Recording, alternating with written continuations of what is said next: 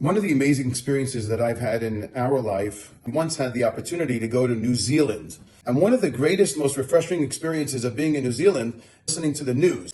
The news in New Zealand, literally, all they report about is the weather, the sports teams. And it's so refreshing because the news in Israel bombards you with everything. A tremendous amount of anxiety can be acquired just from listening to the news here. Not so in New Zealand. But is it really supposed to be like that?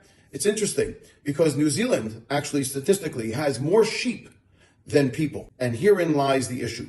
In this week's Torah portion of Parshat Pinchas, we are introduced to all of the various korbanot, the sacrifices that the Jewish people will ultimately give. 2 times a day, the Jewish people are required to offer a sacrifice. And Olah Temima. Temima means wholesome, but Temima also means Temimut, innocence. And in fact, what is offered in this korban, in this sacrifice? Kvasim, sheep, New Zealand sheep. A sheep is a type of animal that's very innocent. It follows the herd. It's very lackadaisical. It just kind of does its own thing in the field, and all it really needs to do is eat and sustain itself as such. And even its supplication is simple to supply. The Torah comes to tell us that we have to sacrifice these sheep. We sacrifice the Olah Temima. Why?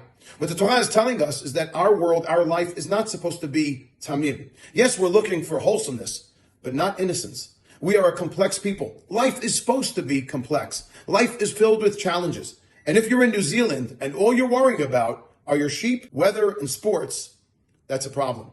The Torah comes to remind us that we are supposed to worry about more, that we are supposed to be involved in more. That is why Israel is what Israel is, and why New Zealand is what New Zealand is. No offense to New Zealand, fantastic country.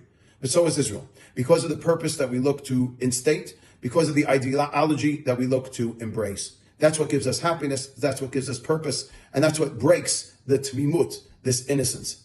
We sacrifice an Olah Temima as a statement that we're looking to further for a complexity in our lives in order to further our development to God and to mankind. Shabbat shalom.